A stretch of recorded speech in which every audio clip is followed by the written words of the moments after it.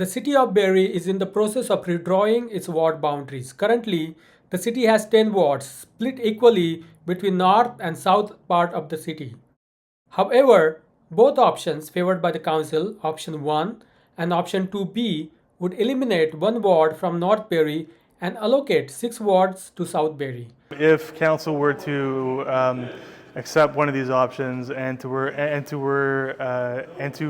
adjust the boundaries for the 2026 election, there would be good population distribution in both of these options. The boundary redraw is based on the projected population in 2036, which is expected to grow over 2,200,000. If approved, the changes will take effect in the next municipal election scheduled in 2 years. According to the city, the current population is approximately 160,000. The 5 wards in North Barrie have a combined population of about 75,000, while the 5 wards in the South Barrie have approximately 91,000 residents. Despite having a large population, South Barrie, a newer part of the city, currently has the same number of wards as the less populated north, resulting in underrepresentation. Both proposed options aim to correct this imbalance. However, under both council favored options, Ward 4 would be split and merged into parts of current Ward 3 and 5. Ward 4 is represented by Councillor Amy Cllr, who has taken progressive positions on many issues, often in contrast to Mayor Alex Nuttall, a former Conservative MP who recently endorsed Premier Doug Ford in the Ontario election. So in the preliminary options report, we have 5. Council wanted to focus the engagement on 2, but the other 3 are available on the city's website in the preliminary options report. As the city moves forward with redrawing its ward boundaries, another major focus of council discussions has been the growing social challenges facing the community. The council discussed the slow progress in reallocating unhoused individuals, citing limited shelter space and ongoing challenges in securing a permanent site. My understanding, and the last time I spoke to the county, was that they were looking to put the Sprung building on Tiffin, where they lease land. They have the ambulance station that they used for a warming center last winter. And from my understanding was that they went out to tender to figure out or to get a price to build the building, and the price came back shocking, and that they were going to go back out to try to get a lower price for that location. Has that changed? Like, where are we with that? No, that as far as the last update that I had is accurate. The initial look at having it at a leased location became too expensive to do, because the temporary of the lease of that location, they don't know whether it's 5 years they're going to be there or not. And if you're spending millions of dollars to put the thing up, and it's going to be the same to take the thing down, and then it's going to be the same to put it up somewhere else, it becomes less of a mobile apparatus, if you will, and more permanent in nature. Many community leaders urged the council to provide shelter near downtown, specifically at the former supervised consumption site at 11 Innisfil Street. Barrie City Council also faced criticism for its decision to relocate warming center from the Cllr Street Church to 445 Blake Street, former Coates Fine Cars property. The new warming center is almost 1 hour walking distance from the downtown with not so frequent bus access. Consultant Kerry Warner presented a plan to address these social issues, including homelessness, housing affordability, mental health, addiction, and access to services. So why are we doing this type of planning? There's 2 reasons we're doing this type of planning. One, there's a legislative requirement to do this planning. But the other reason that we're doing this is that if you look at the plan and you look at the areas of risk in the plan, these are very complex social challenges. You could do a whole plan on mental health and addiction. You could do a whole plan on housing and homelessness. When you combine them into one plan, it gets pretty gritty. And so when you look at the framework and you look at the bullseye target, they're asking us to work across 4 domains. So social development, so that's the really kind of upstream strategies, prevention, intervention, and critical or emergency response. Following is our interview with Zachary Spicer, public affairs consultant and municipal electoral system experts, as well as coverage of the council meeting. We've had some good conversations with folks who have come in and given us feedback on these final two options, but we've been hearing from a lot of people about balancing population. So folks had some questions about growth, development, stuff like that. So we'll be taking all this back along with the information contained in the survey and presenting that to council. Sure. So I think one of the defining features here with option one is that you have four wards north of Dunlop and 6 wards south. In the current system that we have right here, you have 5 in the north and 5 in the south, separated by Dunlop here as well. So with option one, what you have is a bit of a reconfiguration of the 10-ward system, with 6 wards coming in the south, where we're expecting a lot of growth to happen within the city over the next 10 years. So right now is the distribution of population equal among like north and south, or? So right now, the population distribution is pretty good, but as you can see, it worsens over time. So everything in green here is within 5% of the average. Right now, the average is 16,704 people for each of the wards. Some are above, some are below, but all of them are within the 25% acceptable range of variation. As we move towards 2036, you can see that we have 5 wards that go either above or beyond that particular range. So for instance, in 2036, the average population will be 22,000 people. You have certain wards here, like Ward 3, that will be at about 14,000 people, far outside the range. And you have others, like Ward 7, which will be over 32,000 people. So a fairly sizable disparity in population between the wards by that point. What we're attempting to do with both of these options is to more evenly distribute that population over time. But then wouldn't be the distribution uneven right now? If you decide to go ahead with this in a couple of years, so then the people living in the northern wards will not get the fair representation before the actual population density changes? Not necessarily. So if council were to accept one of these options and to adjust the boundaries for the 2026 election, there would be good population distribution in both of these options. And then what can you briefly explain option 2B? Sure. Option 2B is another option here that sort of brings the ward system down a bit to account for growth in the south. Again, really good population distribution. One of the defining features here is this large rural ward here, Ward I, which has a fairly low population in 2025, but because of rapid growth, comes right into line by 2036. So you're looking at a jump from about 7,700 to 22,000 people. So that gives you a sense of how rapidly the South is expected to grow. And then do you have any population estimate between 2025 and 2036? Yep, that's all right here. No, like how the situation would be, let's say in 2030, for example. Yeah, so we have that information. It's just Okay. not presented on the So slide. is that available for public, or? It should be if you contact Okay. the city. Or Yeah. contact the city. Okay. Thank you so much. You're welcome. Those are the only two options, right? Yeah, so in the preliminary options report, we have 5.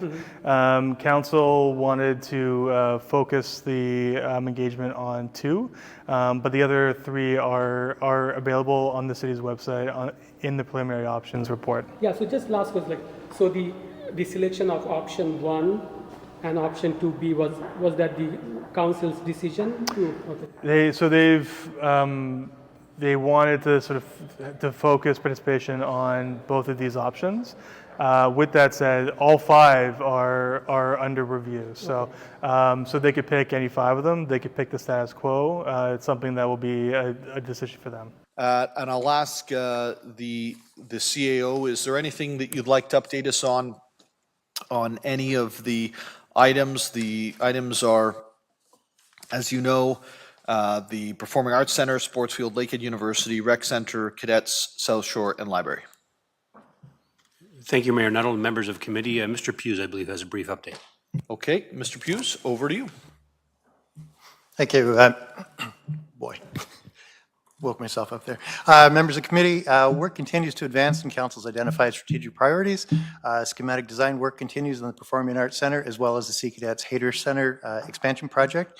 In addition, updated site fit and testing, block planning, preliminary costing work has been completed to meet the anticipated recreation center capacity needs for the Hewitt and Salem secondary plan areas.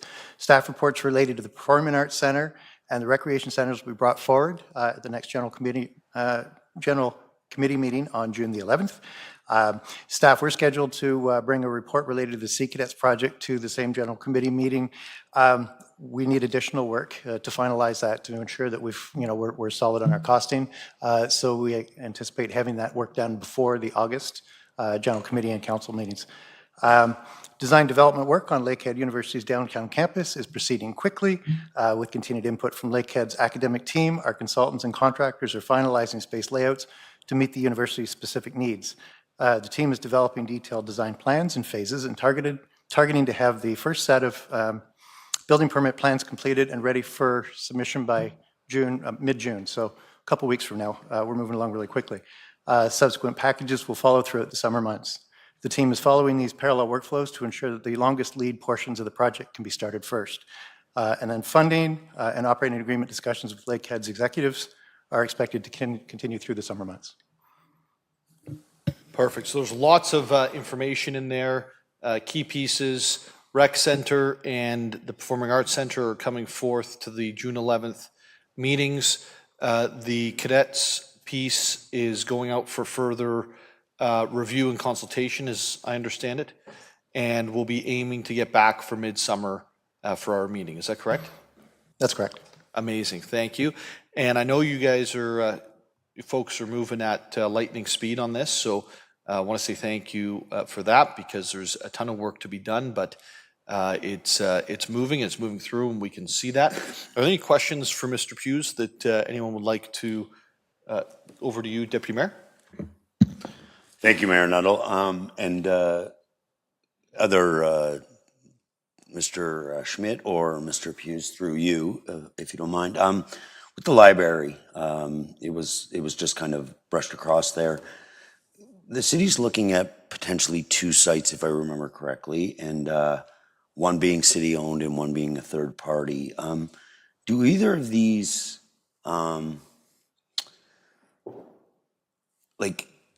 burden staff with timing and stuff right now? Thank you, Mr. Mayor. Through you to Deputy Mayor Thompson. So Deputy Mayor, what I can say is that staff has proceeded as directed by committee. We've looked at a couple of different sites within the northwest area of the city. And as you mentioned, we have kind of narrowed our focus on 2 properties, one being privately owned and one being city-owned. And so staff are currently finalizing their assessments on these 2 properties. But to address your question specifically, I would say that, the city-owned property poses potential challenges to us in the sense of timing and staffing resources. There would be additional resources required to proceed with that property, as well as negotiating and or consulting with additional parties, public agencies, which could pose some challenges on timing of the project.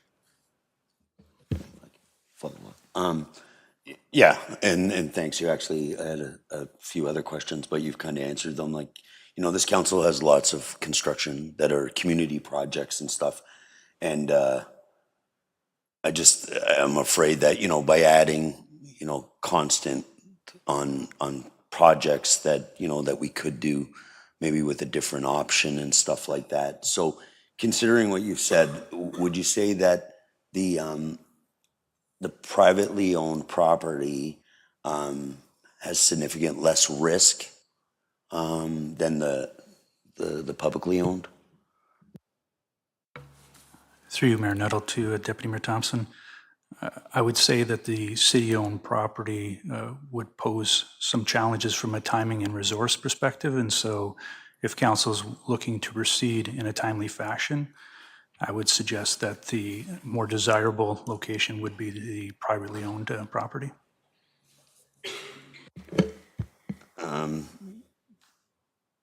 Maybe a little bit of clarity. With this information, I was wondering if I could maybe move a motion in regards to that, if that would be procedural, Madam Clerk?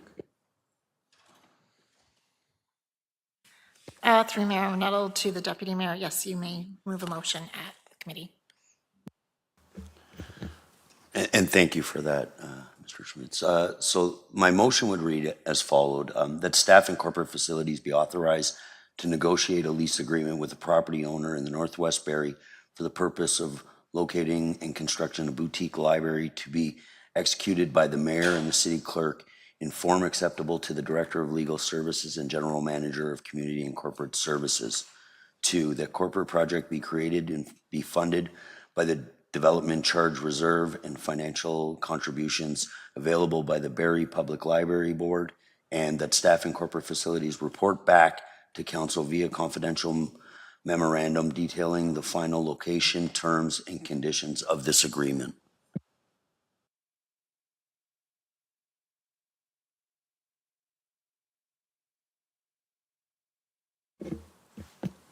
And I can speak to that. First of all, I want to echo your sentiment, Mayor Nuttall. Like, this council has put a lot of things that have been historically frozen, with the Sea Cadets in the performing arts, locating, Mr. Schmitz and Mr. Hughes and the whole team have done phenomenal work, and we've added other projects, and they're moving quick, and a lot of them have deadlines, and a university to start in September, and lots of other things. So, not saying that they're not capable, but I think that the time and the need for this was something that was forecasted in, I believe, 2017 as part of the strategic priority of the library. So I think there's an opportunity now, and I really think it's something this community will really benefit from. Thank you, Deputy Mayor Thompson. In terms of members of committee, I have Councillor Morales. Sorry, then I have Councillor Harvey. Thank you, Mayor Nuttall. Just to your motion, I'll support it, Deputy Mayor Thompson. I do want to say that at the end of the day, facilities, I believe, whether leased or owned, do revert back to us. So the libraries are an entity for operations, but really the operations, we should be helping them as much as we can. And what I like about that is when we did help them, specifically Councillor Harvey leading the charge in the Ward 7, things got done faster and better.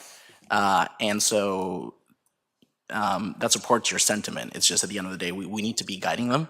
I did have a meeting with them a couple months ago now. I think this is actually, with some things with staff traveling around, like one would intuitively think that's an inefficiency or maybe a burden. With kind of like a hub and spoke model, as I've been on the Sports Hall of Fame, and it's actually might be getting the right library services to the community. So basically what happened in Ward 7, what you want to do in Northwest Barrie, possibly doing it more and decentralizing, and still be efficient. So there was a very preliminary, I initiated it, and so I think there might be an opportunity, and we'll have a conversation offline about maybe looking into a facilities master plan. And I know you're talking about leases, but whether it's a lease or an own, that still goes into that. And that's a more wholesome conversation. But anyways, for now, I'll support it. But I just want to say that with the example that happened in Holly, with the example that's going to happen, and just the way these kind of community infrastructure services operate, centralization might actually be more inefficient, at least for ROI, into impacting our community than we intuitively think. Thank you, Councillor. Councillor Harvey. Yeah, thank you, Mayor Nuttall. Actually, my sentiments are very aligned with what Councillor Morales just said, because again, if I look at what we did in Hawley, and it actually could have opened up much sooner. It was actually delayed due to pandemic-related reasons. This gets a library to the community much quicker at a significantly reduced cost. And obviously, we have DCs that are directly related to supporting library services. And also, too, no different than Hawley, the original plan was looking at the temporary location as maybe a 10-year type of timeline, to then looking at a more permanent location, whether it's city-owned or not, is obviously yet to be seen. But especially when you look at Lampman Lane in Ward 5, that in 10 years' time, that building might be due for an entire refresh, if not rebuild, where then you could look at including a library and other services under one roof. But obviously another capital thing that would probably be a decade out. So I definitely do support the direction here. Thank you, Councillor. Any other? Councillor Nixon? Thank you, Mayor Nuttall. Yeah, I also support the option of of leasing any, whether it's a business or whether it's a warehouse or library. I know they've done their studies. They've got a pretty good idea of what kind of amount of volume is going to go through there, amount of people that are going to enjoy it. But you really never know until you get it open, and there's nothing worse than building something that is going to be either too small a few years from now or too large. So the leasing option makes a lot of sense, where you're not committed for a long term, and then a few years down the road you have a better opportunity to design something that you know is going to work size-wise. So yeah, I support it fully. Thank you. Thank you, Councillor Nixon. Any other comments from members of committee, those who aren't on committee? I'm seeing none, so I'll call the motion. All those in favor? It carries unanimously. And so that is now a motion that's come out of our executive committee and out of our strategic plan update. Any other questions or comments with regards to the strategic plan updates from Mr. Hughes? I'm seeing none. I have one piece of business that I just want to add in here. And I'm going to start out with questioning, and then if I can have somebody move the motion on it. And I'll ask for forgiveness because it's something that we've been going back and forth on, but I got a little bit more of an update today with Mr. Schmidt. So, Mr. Schmidt, you've been looking into the work that's being done along with our clerk, Ms. Cook, with the county to remove encampments and provide services to individuals who are currently in encampments. And we heard a couple of weeks ago, if it wasn't, maybe it was last week, it could have been 2 weeks ago. 2 weeks ago, perfect. That they had a very high success rate when it came to Bursey Park, and 75% of the individuals in permanent housing now, which is obviously a huge success. Why aren't we able to move into the rest of the encampments right now? Like, what's the thing that you're being told as a team that's preventing us from actioning these things? Thank you, Mayor Nuttall. Through you to members of committee. In our recent discussions with the county and our partners, we basically being advised that they're having challenges with shelter space is really what it comes down to. And, members may be aware that in order for us to assist with some of these individuals, we are required legally to provide them with accessible shelter space. And with that in hand, and we don't have the ability or spaces to do so, our hands are a little tied in how we try to proceed here. So we have indicated to the county that the city's here to assist as best we can.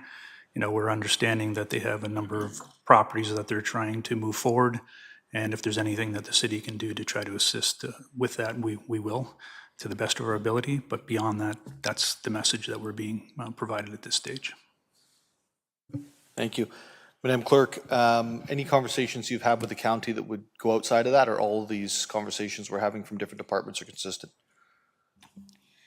To you, Mayor Nuttall, the same conversations. Mr. Schmidt and I have been participating with the county, our enforcement team, Barrie Police. We've had numerous conversations. We have regular meetings with them to discuss the encampments. They know the status of the encampments that are located in the city. So they know the number of unhoused individuals that we have right now. Thank you. And I'll open this to both Mr. Schmidt and CEO Prowse, and again, apologies for not giving you a heads up. It's my understanding that there's been a donation of a large field hospital to assist with shelter space. We've also received, this was the same field hospital, and I might be calling it the wrong thing, but I'm just, what do you call it, Councillor Nixon? Can you just put it in the... Sprung building? It's a sprung building. And I guess that's a thing. So it's a sprung building, and I know nothing about it, as you can see. That's why I'm asking questions. So the sprung building's been donated. It was used during COVID by RVH. What is the thing that's stopping the sprung building from being sprung?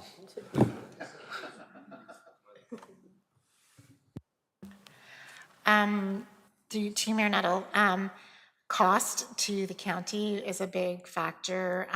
I can't recall the exact quote, but it was quite expensive for them to, I guess, get the foundation built to put the sprung structure on. And it is my understanding, I think through their presentation a couple weeks ago, that they were working with the Barrie Cares with respect to erecting the sprung structure. My understanding on the sprung structure, although I know nothing about them, was that it's expensive to put them up and take them down. And the concern from the county was putting it up on a location temporarily, spending the big dollars it takes to do that, and then 2 years from now having to take it down and put somewhere else and so on and so forth. Is that consistent with what you were told or different? That was consistent with what I was told. They wouldn't want to just put it up somewhere for 1 year and 1 or 2 years and have to take it down. They wanted more of a permanency in a location due to the expense of putting it up and taking it down. Thank you. I'm getting to a point here, folks. There is a approval for a heart hub in the City of Barrie. And there's a ton of funding that's come from the province. And that funding was supposed to help solve the problem of not having places for folks to be able to go. That was part of the funding. My estimation when I hear the concerns with putting the sprung structure up because it's going to have to be moved and not really knowing how to completely roll out the heart hub and fighting through things is there's a big location issue with this.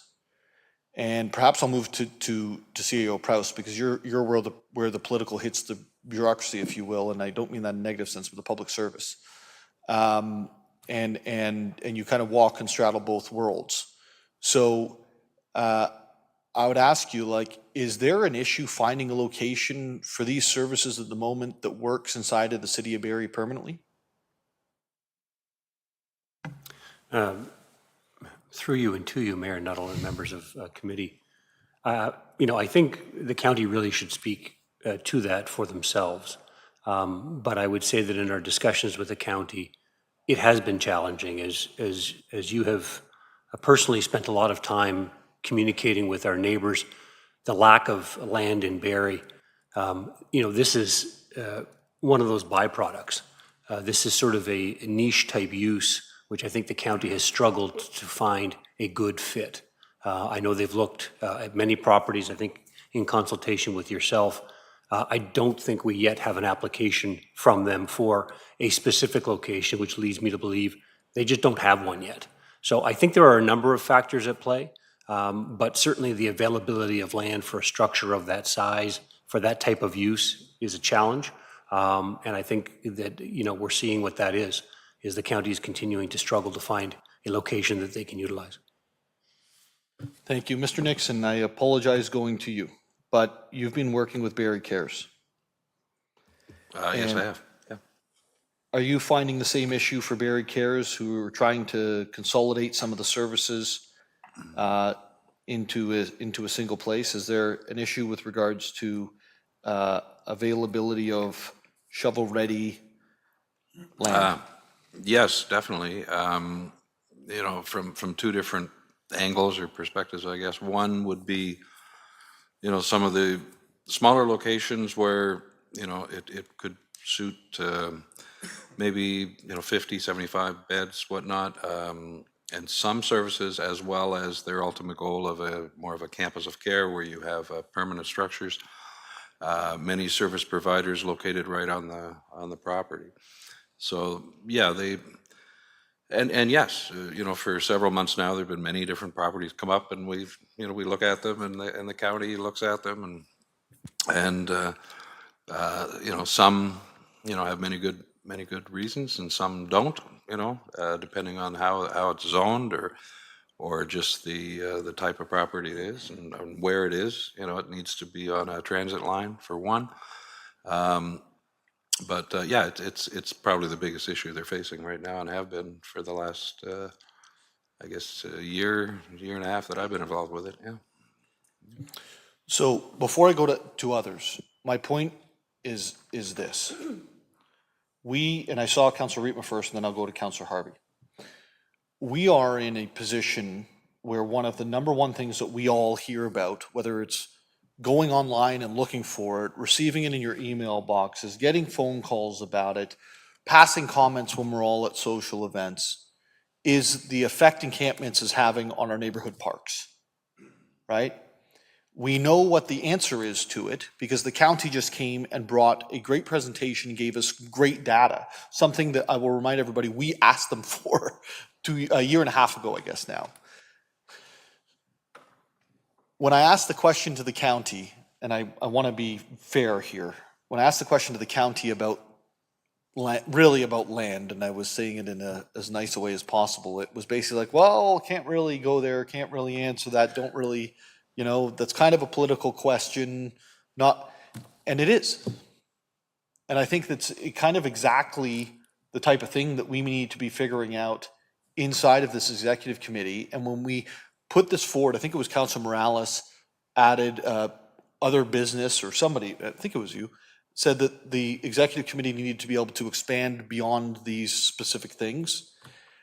And I'm getting to the point where I think that we need to have the monthly updates of this executive committee as to how we're proceeding forward. And you know what the really sad part of it is? There's nothing the folks in this room can actually do to move that item forward. Those folks sit out on Highway 26 in Springwater Township inside of the county of Simcoe. But make no mistake, when I complain about not having enough land for jobs, we don't have enough land for healthcare either. We don't have enough land for housing. That's what we're told, at least. Right? So this is another thing that's now getting caught up in the land conversation. But more importantly than a land conversation is the people who we're supposed to be providing help with the money that we lobbied for from the province that we can't now use to help those people. And I'd like to see it added to our strategic plan updates because it is the number one thing I'm hearing about on the street as I'm walking around. And what I'm hearing from folks is, you guys are doing great work, keep it up, but like it's really tough. And it is really tough. It's really tough when you're running a business and you're doing an open house for your customers and folks who have they have, no position at that point to go in and be able to purchase the things the store is selling are loitering and using narcotics directly adjacent. It just doesn't work, right? So if somebody is able, I will ask if somebody put a motion on the floor to add it as one of our strategic updates on a monthly basis, and then I'm going to go to Councillor Rietma, and then I'm going to go to Councillor Harvey. But is there somebody who can, Deputy Mayor? I think, yeah. Okay, so I'm going to ask the Deputy Mayor says first, and Madam Clerk, if you can massage whatever that verbose moment of time I just had was.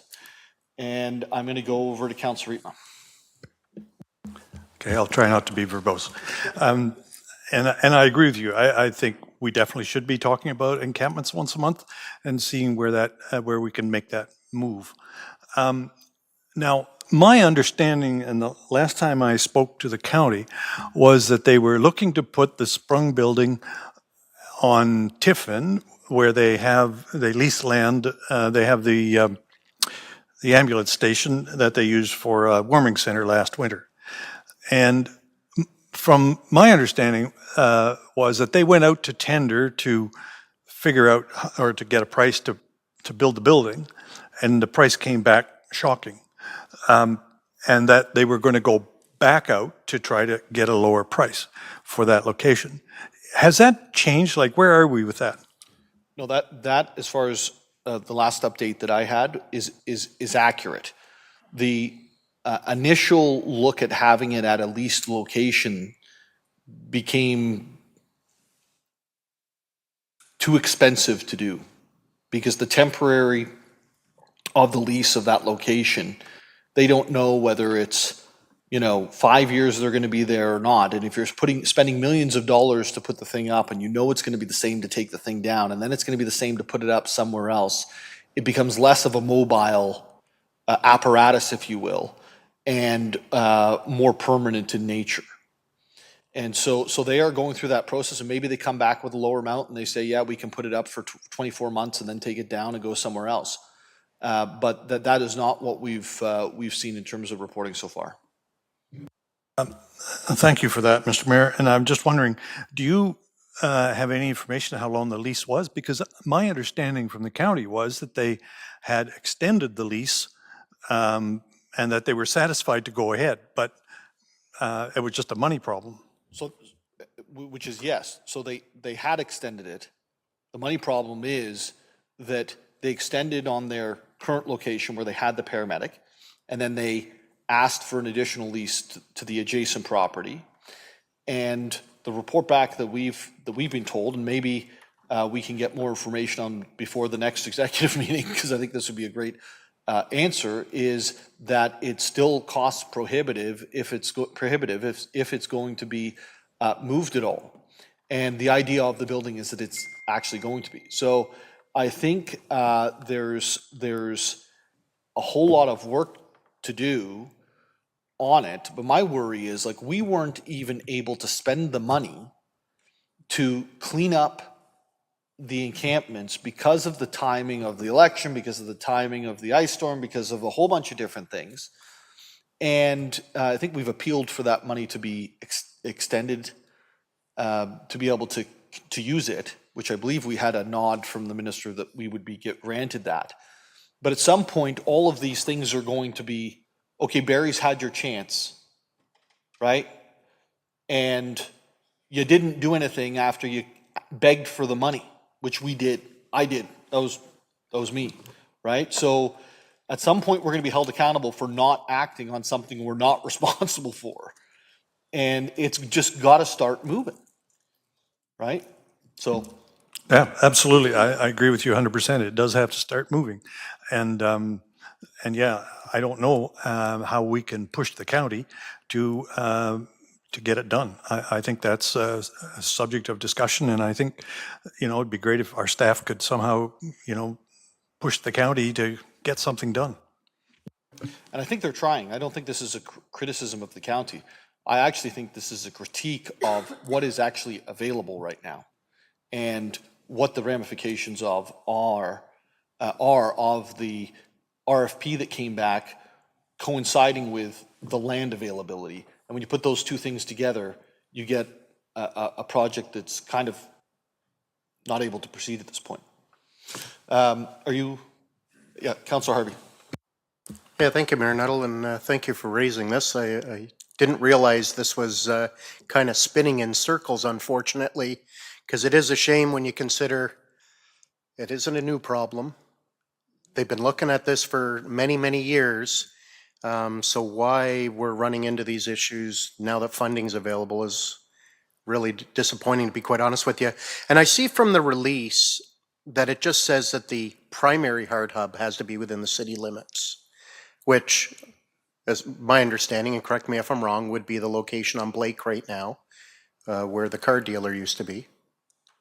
Can I answer that question? Yeah, go ahead. I think partly there. There's ancillary services. The RVH is at the core of this, which I personally believe is the right place for these things to be. It's a healthcare issue. And there's multiple locations that will be supporting that in a hub and spoke model that I think somebody said something about earlier tonight. Councilor Morales talking about libraries in a similar basis. But what we don't have is the capacity to deliver these things in one. And I'm converging two different things, which is the Heart Hub and the Sprung structure, and then we're throwing in Barrie Cares because, and there's a reason for that, and that is that our strategy should actually take all of them and put them into the same thing so that they're all working together in unison, and we're coming out with a product that's amazing for the people that need help on the streets, and it keeps our parks clean. And so this is kind of aligned with where I'm thinking is, well, then why don't they start looking at areas just outside of the city? They have the Simcoe County Links transit system that potentially there are lands, and I know you and I spoke about one particular property a few months ago that would obviously need quite a bit of work before they could do much on it, but a property was available at what I thought was a reasonable price and in a terrific location that was on a transit line through the Simcoe County Transit. But to think that right now they're just staying so focused on Barrie, you keep doing the same thing, you can't expect different results. And that's where they got to expand their horizons. Obviously, it's difficult for us to arm wrestle this one too much. I know we do have a few members on county council when it comes to the community services. But in the end, something's got to get done, and something's got to get done sooner than later, because we can't keep letting people live in tents. And like, I mean, even myself the other week when I was at the pool place on Ann Street there, witnessed quite a verbal domestic and kind of stood around to see whether I was going to need to call the police or not. And I was told by the people that work there that that's a regular occurrence. And no fault of their own, but it's a situation people find themselves in. So to think that we're spinning circles when the money is sitting there, in the end, the expiry date's going to hit with this money. It might not get used, is my big fear. But I do appreciate that you've raised this issue, because I wasn't aware that this was kind of hung in limbo. Yeah, and I'm sorry, because this has been an interaction with various members of our public servants. And to me, it is coming to a head, because we're actually getting asked in emails, great to see the 75%, why aren't you helping the people at this park, right? And so that's a good question. Councillor Harris. Yeah, thank you, Mernadel. And I do like the thought about the potential to find transit. I think transit, and we forget sometimes that there is the links system, and how could that facilitate meeting that criteria, and then allowing us to provide. And we clearly heard the positive outcomes, providing people with a better option than a makeshift tent in a park. And we saw the outcomes that resulted from that, clearly from the county's presentation. I also wondered, and again, I'm not involved with this, and maybe those who are closer, am I correct that this a sprung structure once upon a time was up? It was So I'm curious, and I think I know where it was located. Given the comments about the connection to healthcare, the Heart Hub, the partners who are central to this, could the prior location where it sat for quite some time, unutilized, be utilized again? Has that been part of the conversation? So yes, that has been part of the conversation. The prior location, obviously, would be pretty central to healthcare. I think we also have to remember is they need to be able to use their property, especially for parking and other things. And so what they're asking is, yes, we support this. Yes, we want to put the actual folks inside of it to help, but we need it to not be directly on the healthcare campus. So, my thought is, and I'll just might as well blurt it out. My thought is that it needs to be in the vicinity of the our healthcare campus of the RVH. It is a healthcare, to me, it's a healthcare function, and the people that I want dealing with mental health concerns. We know CMHA, but we also know the RVH, Waypoint. Those connections are there, and so to me, this is a healthcare issue. Needs to be in proximity to our healthcare center. Yeah, thank you. And again, I don't want to put pressure on folks. I don't have all the details, but given all of the things that we're looking for, and knowing that structure had sat at a location was deemed to be, now, obviously during a COVID crisis. However, many would suggest that the homelessness issue and substance use issues is defined by some as a crisis as well. So just curious, again, if, knowing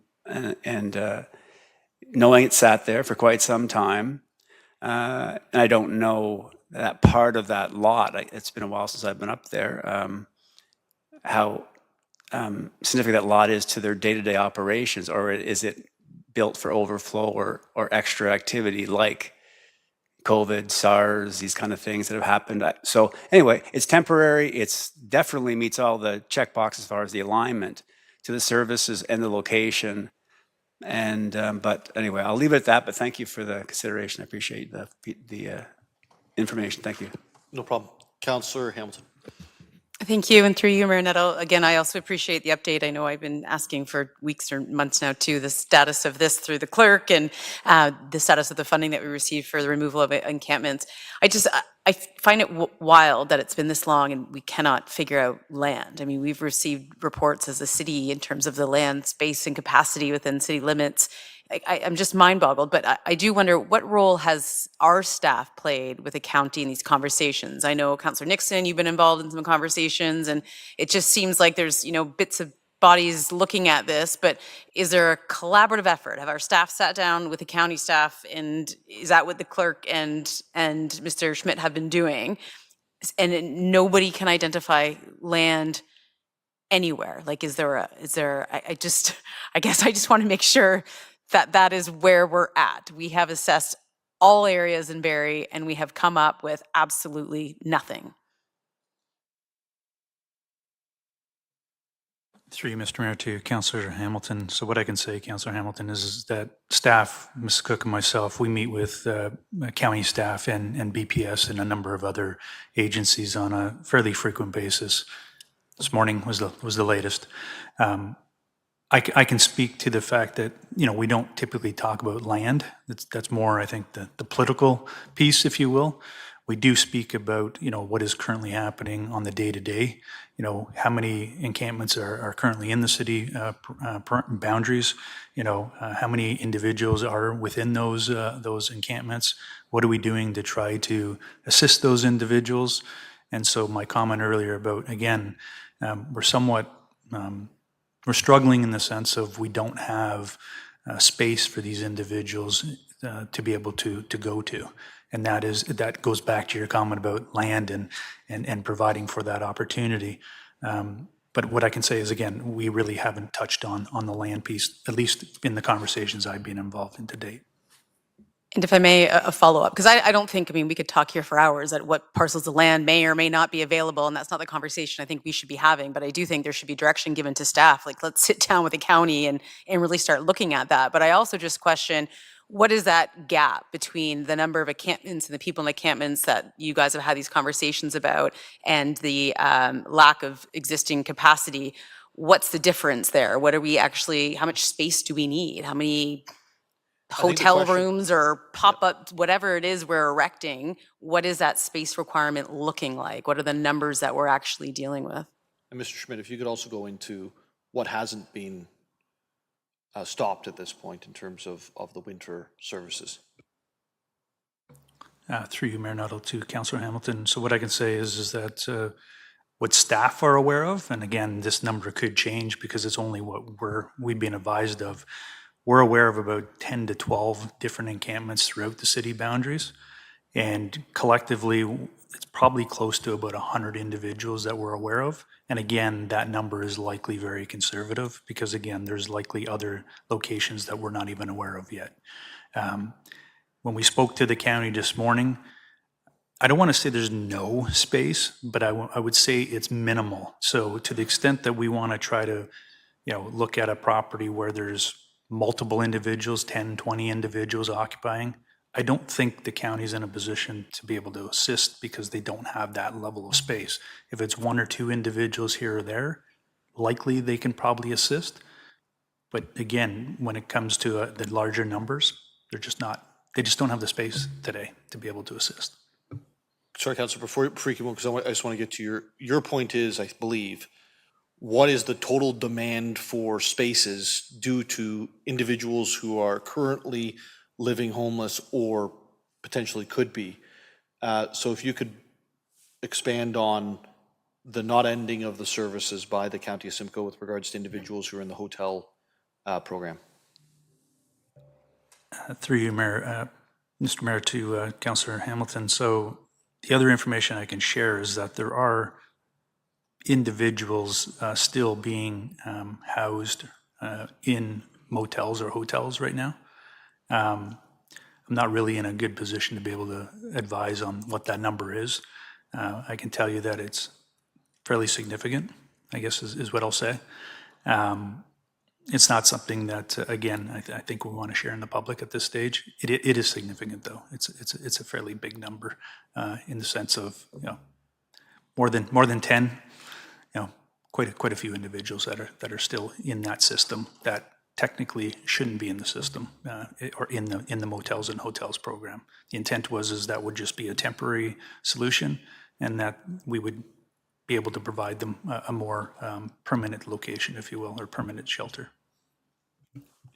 Yeah, I think that actually summarizes part of my concern is that the more you build and erect, right, the more you're going to get. And the length of stay at some of our existing shelter spaces, whether they're the hotels or Busby or what have you, are not temporary anymore, right? They're becoming long-term. And so that to me is the crux of the issue. And so even dealing with existing shelter spaces to say, what is the program or supports that are provided or the plan for these individuals to actually have them move through the system? And to me, that's lacking significantly. So, I mean, as much as I want to say, first of all, yes, I think to build capacity for whatever it is, 50 or 100 people, like I'm not sure why this is taking months and months and months to find that much land. Truthfully, I don't think that's a hard problem to solve, given that the province is giving us money for it.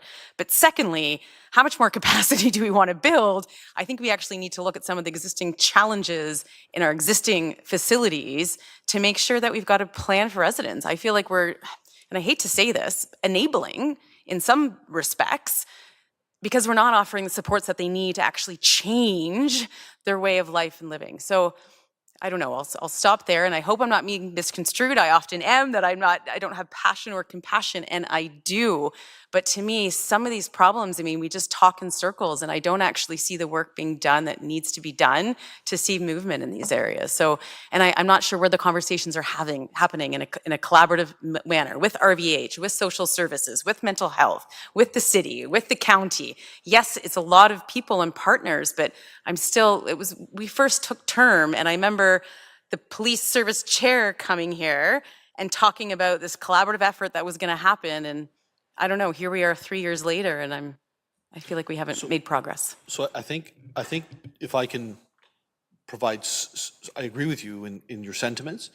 I think we have to celebrate the wins and also call out the losses, right? And the wins would be that everybody got on the same page for the Heart Hub. We applied for the funding together. We received the funding together. It's got CMHA, it's got RVH, it's got County of Simcoe. Interestingly, we're not really a partner in that project, right? Because it's not our purview. The problem that we're facing now is how do you integrate, and this is just one guy's opinion, okay? And I'm not a medical professional, neither am I a sprung structures professional, as we heard earlier. How do you integrate all that with this shelter system? And if you can't get the folks out of the encampments into the shelter that's feeding into the transitional housing and then into the affordable housing and then into, rent geared to income housing and then into just like market housing, because and that's only one of the issues, and you got to be dealing with the social and the drug related issues and that. But if we're not feeding these things at the same time together, in the sense that having the Barrie Cares, having the Heart Hub, and having shelter space aligned, we're going to be in a we're going to do exactly what we're doing right now, which is warehousing individuals, right? And then hoping to get them to the Heart Hub from the other place. It's just so difficult. So I think that what we heard from none of the public servants want to step into a political landmine, right?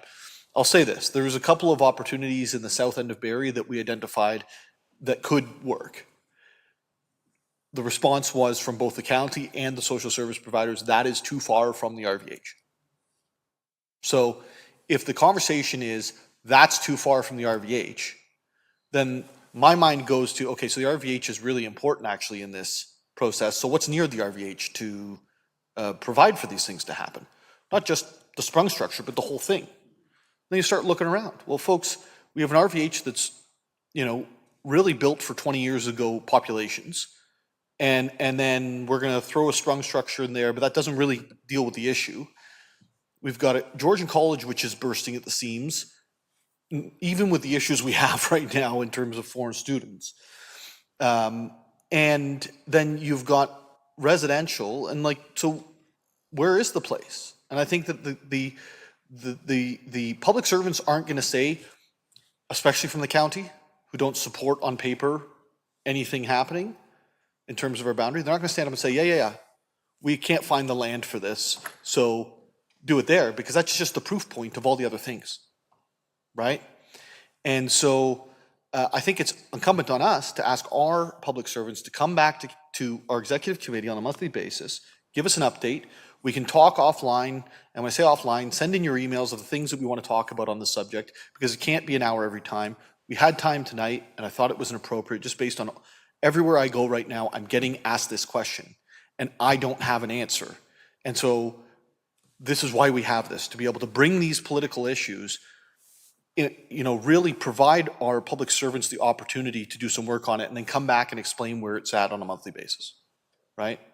And so that's what I'm asking now.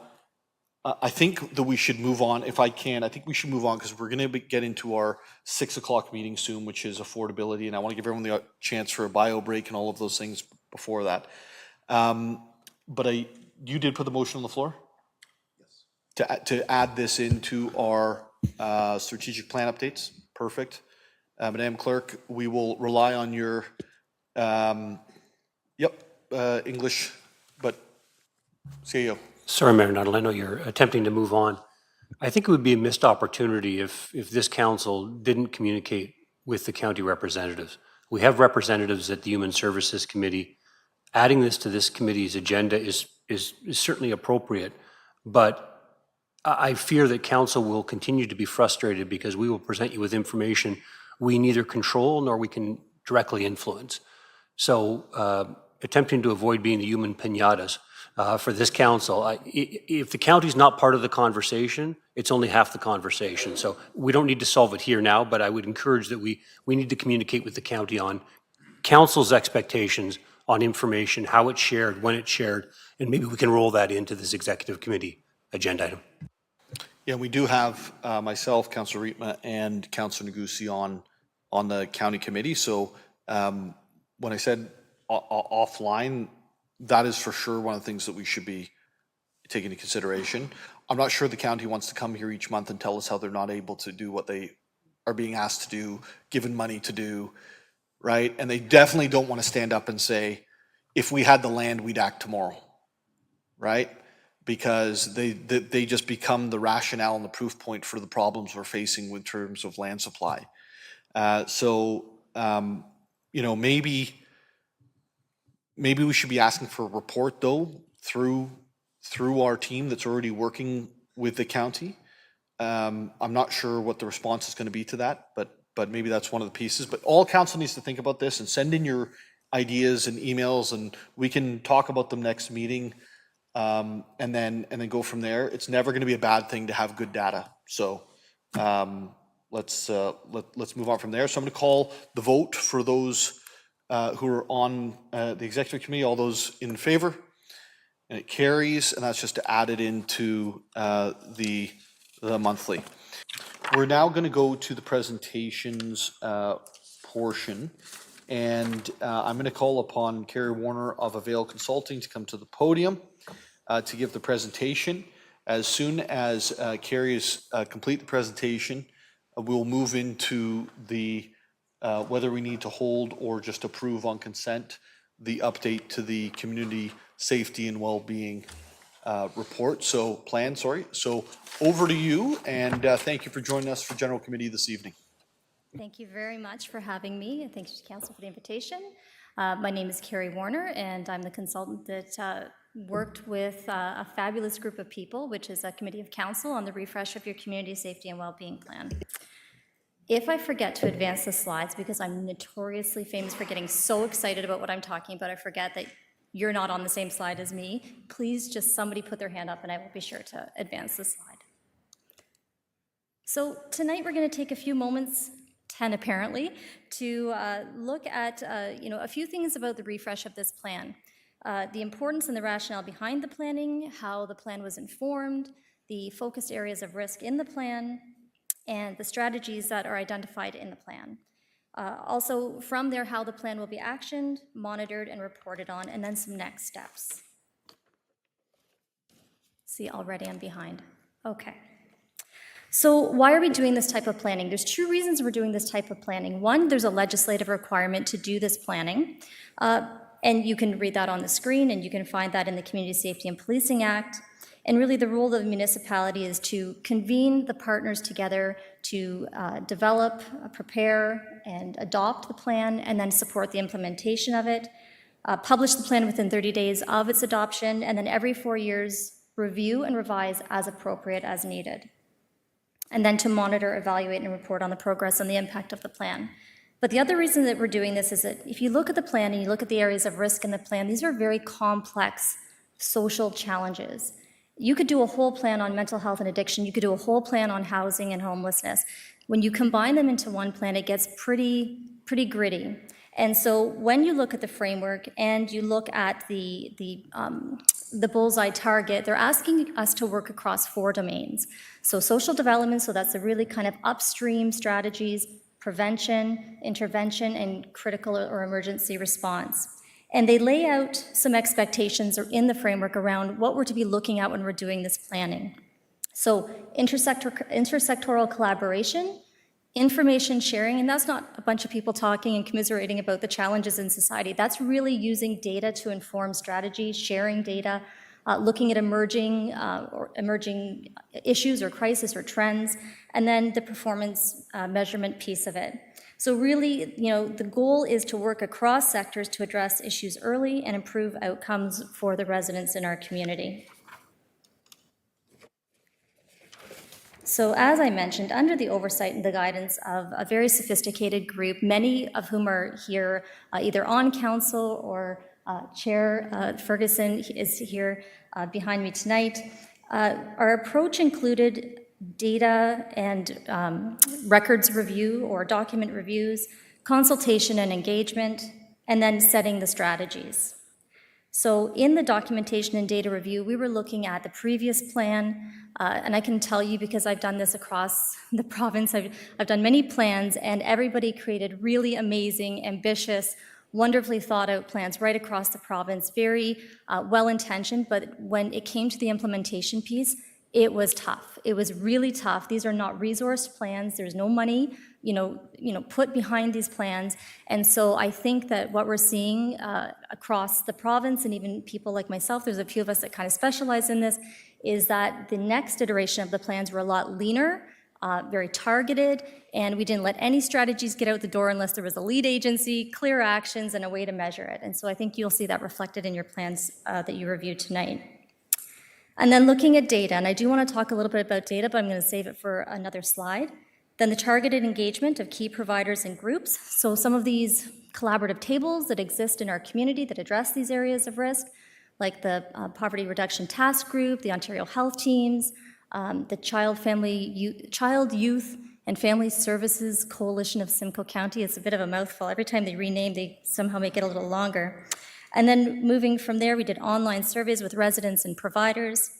And then we had an in-person provider session, or provider strategy setting session here in Barrie. That was a fantastic day. Some of you were in attendance. And then there was a county-wide provider strategies setting session. And I want to talk about the relationship between the Barrie strategies and the county strategies.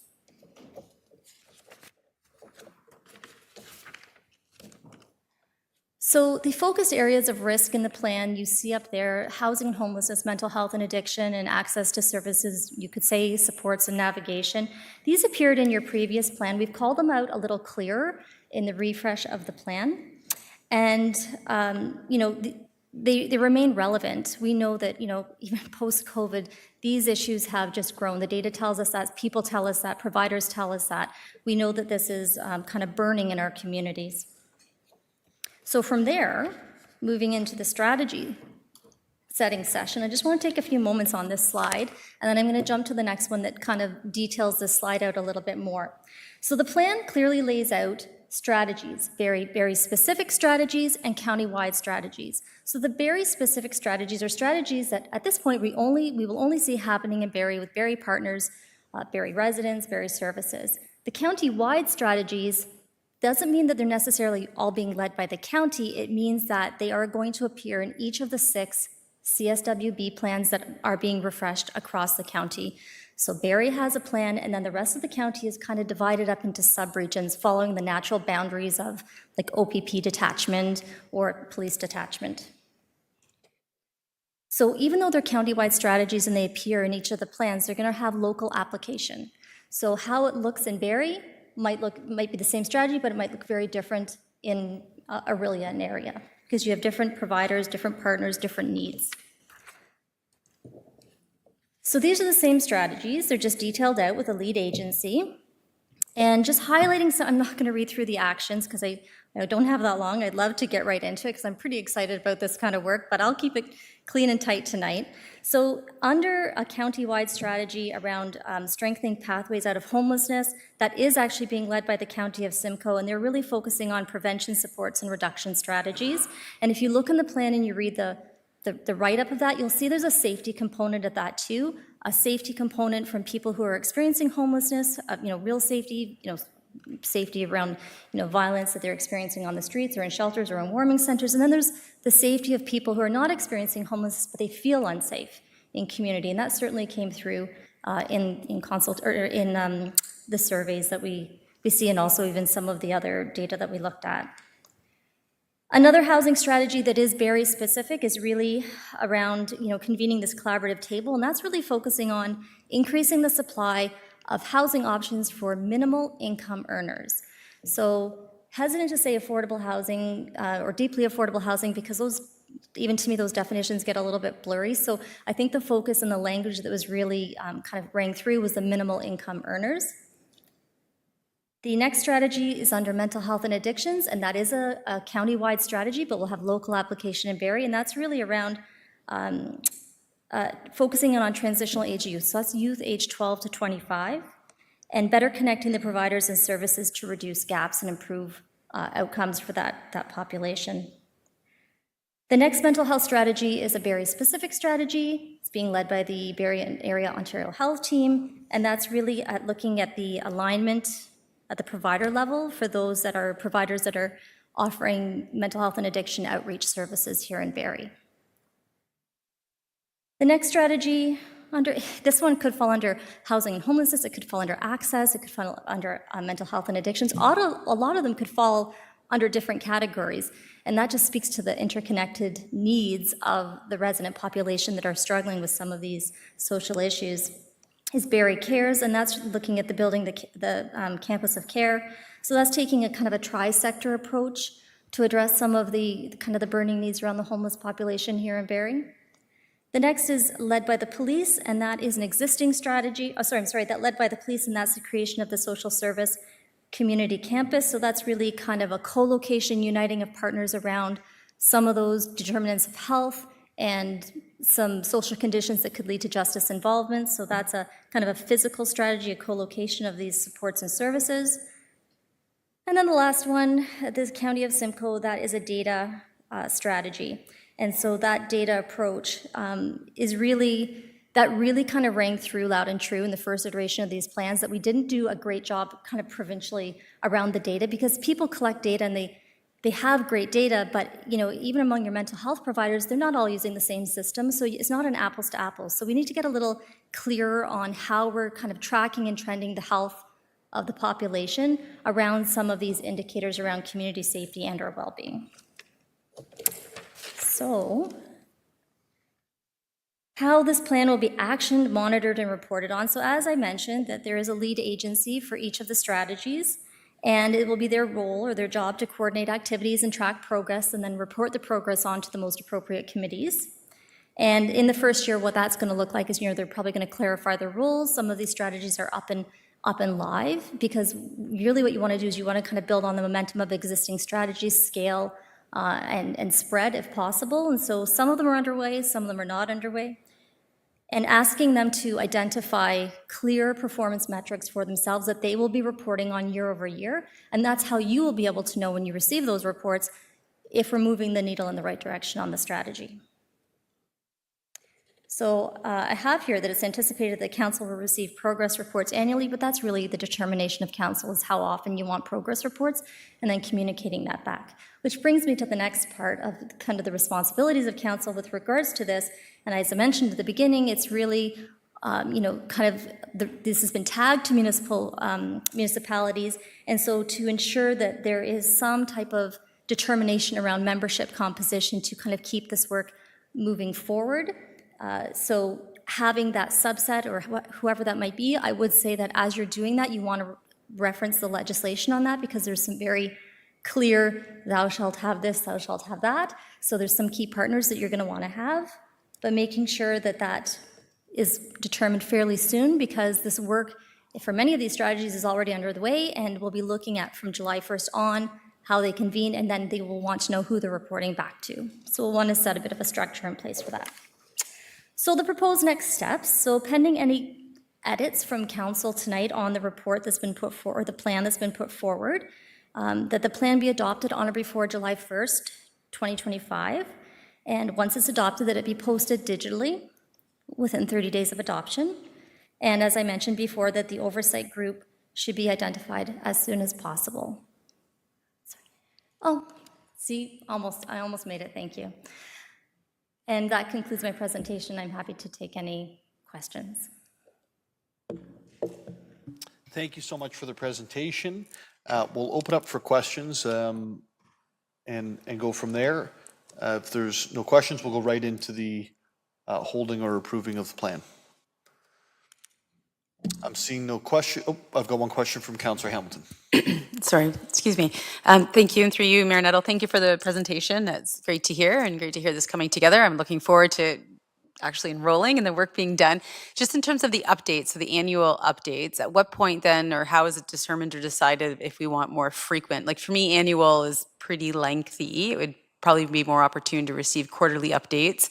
But when does that decision get made and how does that get conveyed? So we can actually ask for that to be increased in frequency. I think that there's a couple things. Number one is usually we probably have this going through our community safety committee, but because of the timelines that we're under right now, we wanted to just get it right through in case there were hiccups for all of council or all of committee. So that would be the first piece. Second piece is if we're looking for a written update, we can do that. The one thing I would just kind of be hesitant on about doing it too frequently is this is an unresourced thing, right? So if we want, the more frequent we want the update, the more resources we need to allocate. And if that's what committee wants, then we can do that. But we just need to recognize that that's a necessary thing.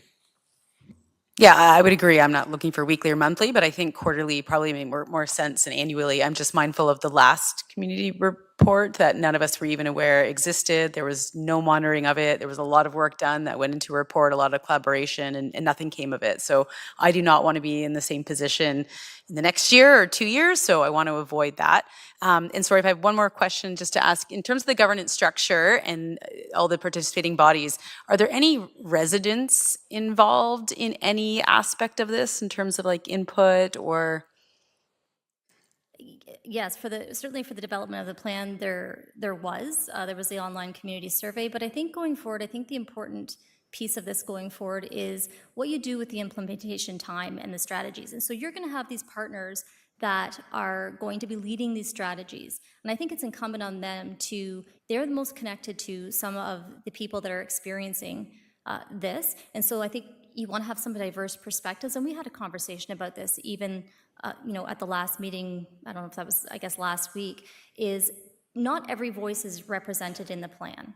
And so we've actually said that in the plan, that not every voice is represented, and we have to do a better job at broadening that out and finding different methodology. So an online survey is fine, but you're getting a certain demographic. When it comes to the people that are most affected by the things that we're talking about in the plan, they're not the ones who are going to be completing online surveys. So I think that through the work of the lead agencies and their activities, I think that's an expectation that would be reasonable for whatever the convening group, the group that convenes to monitor this plan, to say is, I need you to be able to demonstrate how you've engaged people and getting their feedback. And so I think some of the next steps is to create some type of framework around reporting back, because you do not want a hodgepodge of reporting. Otherwise, you're not going to be able to accurately determine if you're moving things forward across all the strategies. So having some type of framework or some consistency, and then layering in some of the expectations that you're talking about now. Sorry, Mayor. I should have said through the mayor to the councillor. Just so quick to respond. That's good. Yeah, I just want to say thank you. Yeah. Very excellent response and just excellent presentation and the way you've explained things. So really, really appreciate the time and effort you put into this and to answering my question. Thank you. Well done. I actually thought as this started, the presentation, and this would click for you. Like it's right up your alley, I don't know what the right word is, in terms of the things that you look for around the table, right? The data and KPIs and how, so it makes a lot of sense, and it's good to hear positive feedback from you on that, because I think that solidifies the work that the group's done and Carrie's done on it. I want to, before we proceed, I think there is an important piece here that we started to talk about inside the committee, and I think we should, if you don't say it openly, then it probably just disappears, right? So I think that one of the difficulties we're having, whether it's with the police gaining data or our committee going out and trying to gain data, is that the response from demographics is pretty heavily weighted in a single area.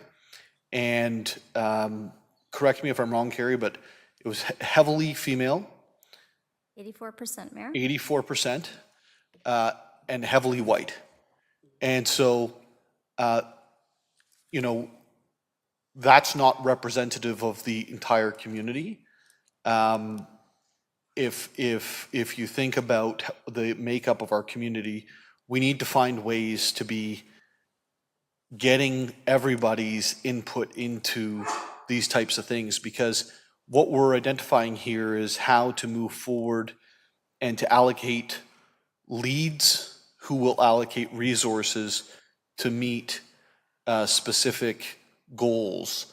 And I think one thing that we could do at the Community Safety Committee, Councilor Morales, is try to bring others into the conversation that are not currently in the conversation.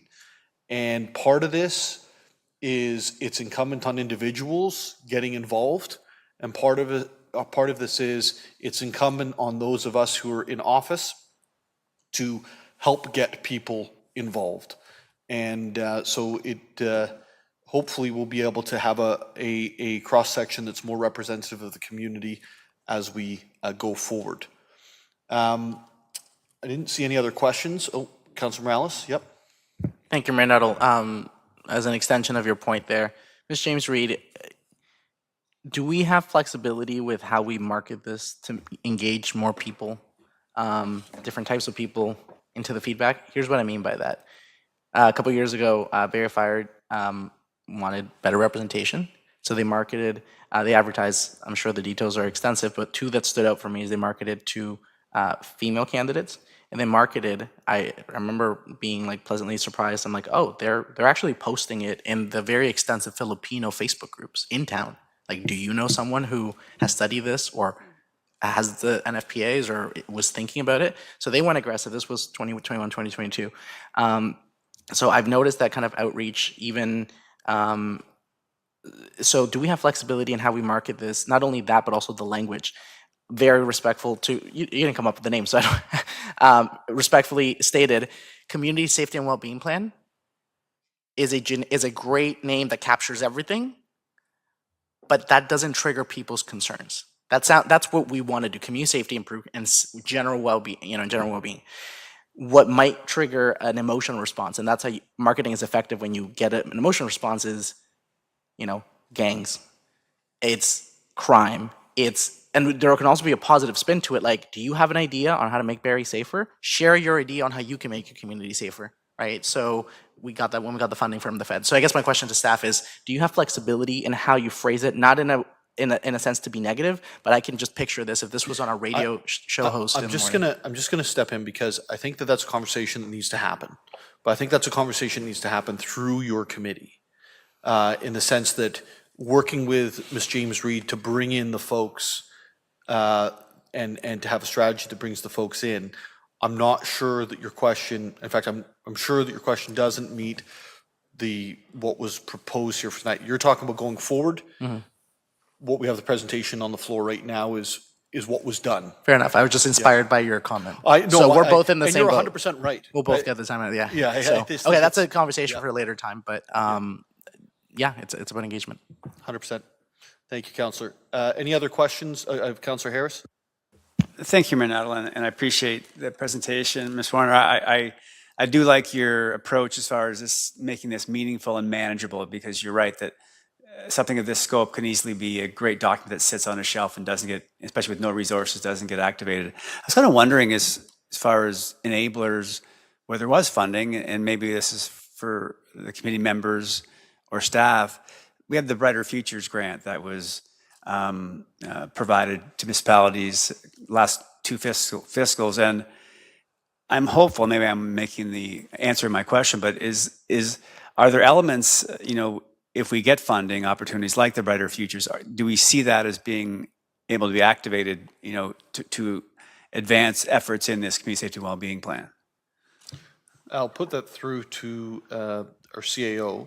I believe that we made some amendments on how we dealt with funding from things like Brighter Futures. I believe it's actually a committee of council that deals with that. Through you, Mayor Nuttall, that's correct. So the answer is yes. It'll be up to the Community Safety Committee. Okay, thank you. And maybe just quickly, if I didn't see it, I apologize. It was there. I wondered about, and you mentioned about who had participated. Did we get much or youth, young people. I think about the future of Barrie and community safety well-being, even for those of us who are part of the Barrie Youth Council, which is new. I was surprised how much concern they had with safety at school. I was shocked, Marinado. I mean, like going to the bathroom is like taking a risk at a high school in Barrie. I was just shocked unanimously around the room. So, just wondered about what that opportunity was or feedback from youth in this plan. Thank you. Through the mayor to Councillor Harris. I can completely agree, and I can appreciate your comments. Youth are tricky from a consultation standpoint because there's a consent piece. And so when you look at some of these strategies, you look at the mental health strategies, you look at even the homelessness strategies, knowing that we have some very vibrant partners and providers in the community, Youth Haven, you're looking at Transitional Age Youth Network. I'm confident that through the work of the implementation piece, that the youth will be engaged. That's a critical piece, because otherwise we're planning independent of their needs. We can speculate what their needs are, but you're right. I have a 15-year-old son. He comes home and tells me about what he finds in exactly the bathrooms at high school, and I'm alarmed. So there is, and if you look at the data in the plan, I can't remember, it's on the data page, and it's talking about the school climate survey or the well-being climate survey. I don't think I'm getting that right, but it's really around like a dropping percentages of people feeling like they can express themselves or feeling safe in schools. And so when you look at the groups that inform this plan, and even beyond at the county level, we know that this is something, I have confidence that they are going to be engaging the youth. That's an expectation. I also am doing the rest of the plans for the rest of the county, and I know that there is going to be a small pocket of money earmarked for some of that very targeted engagement. I'm not suggesting that Barrie do that. I'm just saying that I think that there's ways to achieve exactly what you're suggesting, and I think it's absolutely critical. Great, thank you. Yeah, and I did see that as far as members of the Community Safety and Wellbeing Committee, we do have school board representation there, so hopefully that's a really easy way to tap into the issues that are important to young people, and particularly schools and the safety at our schools, so thank you. Yeah, just to follow up, because I think that it may be missed in there, is that there was actual data that was also provided to us on those studies from both the public and the Catholic school boards, and it's not the same questions in each place, so you can't take it as all the same information, but there was input that was then included, which then influenced the outcome of the plan going forward. And I think one of the interesting things about that is that you would probably get a better cross-section of demographics out of that group than you do out of the survey at large. And, I think that's a piece that we need at Councillor Morales' Community Safety Committee to consider the difference between something that's mandatory or representative versus something that's surveyed. So we'll see where it goes from here. Is anyone would like to hold the plan as a whole? Is there any amendments to the plan, or can I consider it approved at General Committee? Looks like we can consider it approved at General Committee. Thank you, Carrie, for your presentation. I would be remiss if I didn't also thank the Consulate Chair of our Police Services Board, who is also the chair of our Community Safety and Wellbeing Plan Committee. Thank you for the work that you've put in. I'll let members of council know that every member of the committee wants to continue to be involved. So when there are those pieces of work coming forward, I think that you have a group of individuals who you can rely on. And I would also say that just on the whole plan, the idea that there's something now that we can look to with people that own each of these targets and goals that we can ask for updates from, I think is a really important piece.